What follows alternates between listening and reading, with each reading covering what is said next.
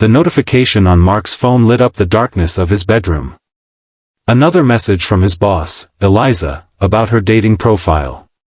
He sighed, glancing at the sleeping form of his 6-year-old daughter in the bed beside him. These late-night dating emergencies were becoming routine, but tonight's message would change everything. Forget the profile. Why don't you just take me out instead?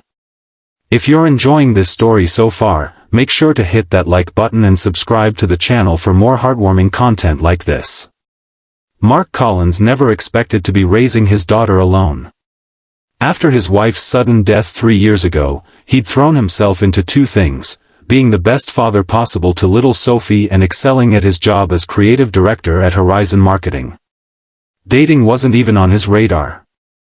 Eliza Montgomery had always intimidated him. As the company's founder and CEO, she had a reputation for brilliance and unwavering standards. She was confident, successful, and undeniably beautiful, qualities that made Mark both admire and avoid getting too close to her. Their relationship had always been strictly professional until 3 weeks ago when she'd overheard him giving dating advice to a colleague. "You seem to know what you're talking about, Collins," she'd said, appearing suddenly beside his desk. "My sister keeps insisting I need to get back out there. Would you mind helping me set up one of those dating profiles everyone uses now?" Mark had been too surprised to refuse. What began as a quick favor turned into evening sessions at the office after Sophie was picked up by his mother-in-law. He helped Eliza choose photos, craft her bio, and navigate the strange new world of online dating. During these sessions, the power dynamic between them slowly shifted. She wasn't just his intimidating boss anymore. She was Eliza, a woman who snorted when she laughed too hard and who shared his love for obscure indie films. Now, staring at her message, Mark felt his heart racing. Was this a joke? A test? Or something else entirely? The next morning, Sophie bounced on his bed. "Daddy, we're going to be late. Ms. Montgomery doesn't like when people are late." Mark had almost forgotten. It was Bring Your Child to Work Day, an initiative Eliza had started last year. As he helped Sophie pick out her outfit and fixed her hair into 2 slightly uneven pigtails, he was still learning. He wondered how he would face Eliza after that message. At the office, Sophie ran ahead to the children's activity area while Mark hesitated outside Eliza's door. Before he could knock, it opened. "I was beginning to think you weren't coming in today," Eliza said. She looked different somehow, more vulnerable than he'd ever seen her. "About last night's message." "It's okay," Mark interrupted. "You were probably tired, or maybe had a glass of wine. We can pretend it never happened." Something flickered across her face. Disappointment? "Is that what you want?" The question hung between them, weighted with possibility. Before he could answer, his phone rang. Sophie's school calling about a scheduling conflict for next week's parent-teacher conference.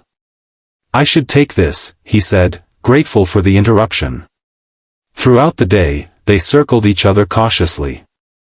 Mark noticed how Eliza knelt down to speak with Sophie at eye level, how she remembered his daughter's favorite color from a casual mention weeks ago, how she'd stocked the break room with the allergen-free snacks Sophie could eat. That evening, after most employees had left, Mark found Eliza in the conference room surrounded by children's artwork from the day's activities. "Sophie has real talent," she said, holding up his daughter's drawing. It showed 3 figures, a tall man with brown hair, a little girl, and a woman with what appeared to be Eliza's signature red blazer. "She likes you," Mark said simply. "And what about her father?" Eliza asked, her voice steady despite the vulnerability in her eyes. Mark took a deep breath. "Her father is terrified. Not of you, well, maybe a little of you, but of what happens if this goes wrong. I have Sophie to think about. And there's the company, our professional relationship." "I've thought about all that too," Eliza said. "I wouldn't have suggested it if I hadn't. Mark, I've watched you these past 3 years. You're an amazing father, a talented creative director, and somehow you've managed to keep your kindness intact despite everything you've been through. I'm not asking for promises. Just dinner. One step at a time. Their first date was at a small Italian restaurant where Sophie was welcome too, Eliza had insisted. She's part of the package, she'd said. I want to get to know both of you. It wasn't smooth sailing.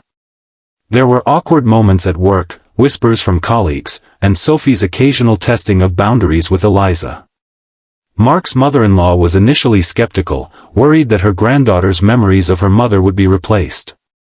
6 months in, they faced their biggest challenge when Eliza received an offer to expand the company internationally, a dream she'd had for years. It would mean relocating to London for at least a year. I won't ask you to uproot Sophie's life, she told Mark one night as they sat on his porch after Sophie had gone to bed. But I don't want to lose what we've built either. Mark watched the stars, thinking about how his life had changed. You know, after Claire died, I thought that was it for me. I'd had my chance at love. But then you sent that message, and everything shifted.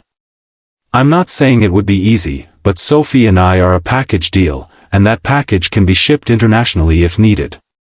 Eliza laughed through tears. That was simultaneously the sweetest and most terrible metaphor ever. 2 years later, Horizon Marketing had offices in 3 countries. Mark and Eliza were married in a small ceremony where Sophie served as both flower girl and best daughter. They'd weathered the challenges of blending their lives, the late work nights, the adjustment to new family dynamics, and the delicate balance of being both partners and colleagues. On their 2nd anniversary, they sat in the same Italian restaurant where they'd had their first date, now expanded thanks to Eliza's investment in the owner's business. Remember when you were helping me write that dating profile?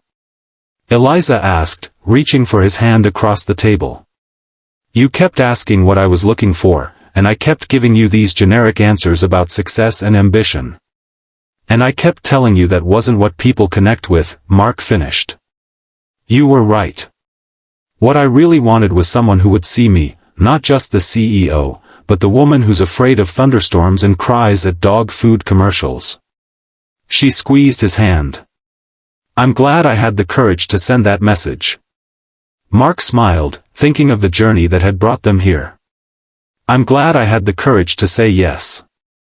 That night, as they walked home hand in hand, Mark reflected on how life's most beautiful chapters often begin with the smallest moments of bravery, a late-night message, a question asked, an answer given. Sometimes the perfect match isn't found through an algorithm but has been right in front of you all along. If this story touched your heart, don't forget to like and subscribe for more content that reminds us all that second chances at love can come when we least expect them, and that family isn't just what we're born into, but what we build together, one brave step at a time.